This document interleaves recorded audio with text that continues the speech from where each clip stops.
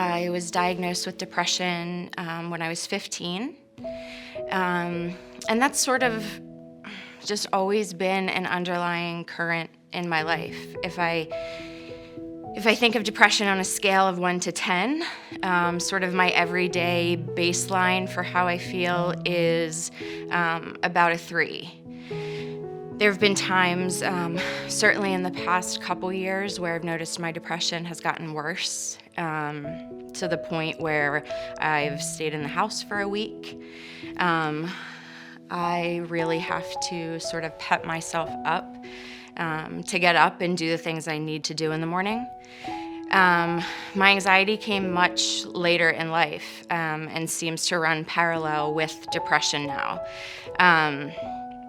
Both play a pretty strong role in the inner voice in my head and the negative thoughts that come with that. I'm not good enough. I'm not smart enough. I shouldn't pursue career opportunities or volunteer opportunities because I'm not as good as the other people there. The anxiety has also gotten worse in the past couple years too. So that sometimes looks like I'll make plans, and I'm so excited for the plans because I haven't seen friends in a long time. And at the end of the day, when I'm ready to meet those friends, I cancel. And it's not because I don't care about people or I don't want to spend time with those people. It's that something in my head has physically manifested itself and I can't even get out the door. Reminding myself what I'm grateful for every day has become so incredibly important. It's easy to forget the things that you're grateful for. When you're depressed or anxious, it's easy to just sit in that. So when that self-doubt starts to creep in, number one, I acknowledge it because it is there. And when I don't acknowledge it, it's when it starts to really dump more of the negativity on me. So I acknowledge it, I turn on my voice notes on my phone, and I talk about what I'm grateful for that day. And it can be something as simple as, today I'm grateful that it's 70 degrees and finally not raining. I'm grateful that at the end of the day I get home and see my dogs. I'm grateful that there was no traffic on my commute.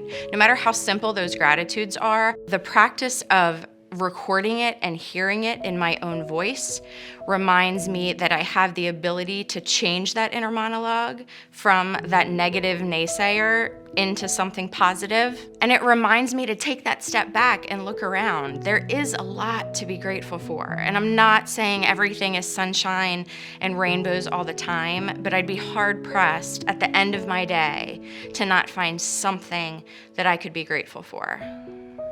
I've always, in my career, had this really outward-facing position. I'm a professional fundraiser. I've been in development and public relations for the last 15 years.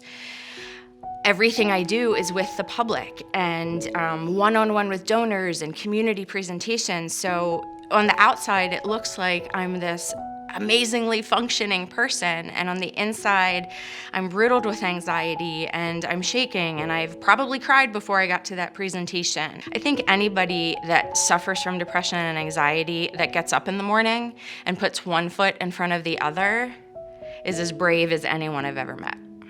What I want people to know that don't suffer from anxiety or depression, what I need people to know is that we're not crazy. We're not loose cannons. Our depression and anxiety may manifest itself in a way that is emotional, that is tearful. It's often how mine manifests itself.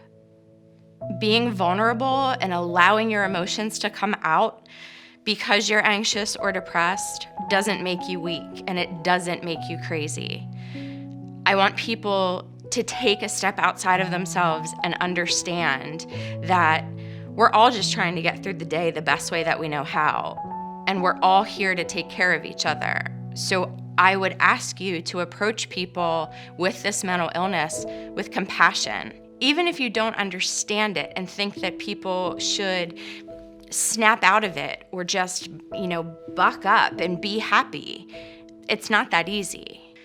So for anybody that's listening to my video that suffers from the same mental illness that I do and isn't at the spot that I'm in right now, I would just ask you to hold on. I'm not gonna sit here and say, yes, it absolutely gets better. But what I will tell you is you're absolutely worth it. Find yourself a great support system. Whatever that support system is, find it. Whether it's your parents, your spouse, your friends.